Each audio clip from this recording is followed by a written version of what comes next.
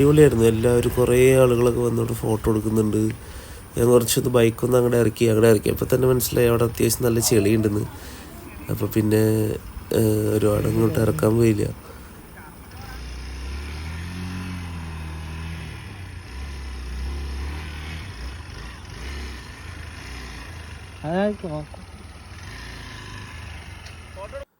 ഞങ്ങളങ്ങനെ പിന്നെയും നമ്മുടെ നേര്യമംഗലം ലക്ഷ്യമാക്കി അങ്ങ് പോകാൻ തുടങ്ങി. നേര്യമംഗലം ചെന്നിട്ട് അടുത്തത് പ്ലാൻ ചെയ്യാമെന്ന് വിചാരിക്കുന്നു. ഇപ്പം നേര്യമംഗലത്തുള്ള റൂട്ടാണ് പോയിക്കൊണ്ടിരിക്കുക. കിട്ടുള്ള റൂട്ടാട്ടോ, ഒന്നും പറയാനില്ല. അല്ല സെറ്റ് റൂട്ട്. ഈ റൂട്ട് ഞാൻ ആദ്യമായിട്ടാണ് പോകുന്നത്. അത് നമ്മളെപ്പോഴും കാറിൽ പോകുന്നതായിരുന്നു. ഈ ബൈക്കിലൊക്കെ പോകുമ്പോൾ ഒരു പ്രത്യേക ഫീലാണ്. പണ്ടൊക്കെ നമ്മളെപ്പോഴും ബൈക്കിൽ തന്നെ പോയിക്കൊണ്ടിരുന്നത്. പിന്നെ കാറൊക്കെ ആയി, പിന്നെ ഫുൾ ടൈം കാറായി. അപ്പോൾ അതുകൊണ്ട് ഇപ്പോൾ ഇടയ്ക്ക് ബൈക്കിലൊക്കെ പോകുമ്പോൾ ഭയങ്കര ഫീലാണ്. അപ്പം അങ്ങനെ അവസാനം ഞങ്ങൾ നേര്യമംഗലം എത്തി. ഇവിടെ നിന്ന് റൈറ്റ് പോയി കഴിഞ്ഞാൽ കോതമംഗലം കൂടി തിരിച്ച് വീട്ടിൽ പോകാം. ലെഫ്റ്റ് പോയി കഴിഞ്ഞാൽ മൂന്നാർ. അർജുനോട് ഞാൻ ഒന്നുകൂടി ചോദിച്ചു എവിടേക്കാണ് പോകണ്ടേ.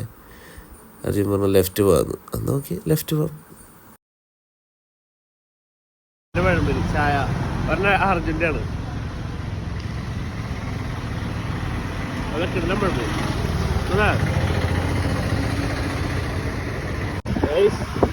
കണ്ടോ, അത് ആകാശമല്ല, മഞ്ഞാണ്. ഞങ്ങളങ്ങനെ നേര്യമംഗലം പാലമൊക്കെ കഴിഞ്ഞ് അടിമാലി ലക്ഷ്യമാക്കി ഇങ്ങനെ പോയിക്കൊണ്ടിരിക്കുക. ഒരു നല്ല ക്ലൈമറ്റായിരുന്നു. നല്ല മഴ ഉണ്ടായിരുന്നില്ല, മഴ കഴിഞ്ഞിട്ടുള്ളൊരു ടൈമായിരുന്നു. അതുകൊണ്ട് നല്ല കോട ഉണ്ടായിരുന്നു.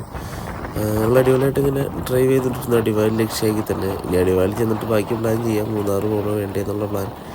ഞങ്ങളിങ്ങനെ ബൈക്കിൽ ഇങ്ങനെ യാത്ര ചെയ്തുകൊണ്ടിരിക്കുക. ഇങ്ങനെ ചീയപ്പാറ എത്താറായില്ലേ, ചുറ്റിലും കോട. എങ്ങനെ കാണിച്ചു തരും എന്ന് എനിക്കറിയാൻ പറ്റില്ല. ഫോണിൽ കിട്ടത്തില്ല. അല്ല നൈസ് കോടയാ, കാണാൻ പറ്റുന്നുണ്ടോ? ഇടയ്ക്ക് നമ്മളിങ്ങനെ ബൈക്ക് റൈഡൊക്കെ വന്നു. ഒരു ഭയങ്കര ഫീലാട്ടോ ബൈക്ക് റൈഡ്. ഇങ്ങനെ മഞ്ഞത്ത് കോട, മഞ്ഞിൻ്റെ ഉള്ളിൽ കൂടെ കാട്ടി കൂടെ ഇങ്ങനെ ഡ്രൈവ് ചെയ്യാൻ സീനാണ്. ചീയപ്പാറ വാട്ടർഫാൾസ് എത്തി പോയി. ഒടുക്കത്തെ കോട, ഒരു രക്ഷയില്ലാത്ത കോട, ചുറ്റിലും കോട.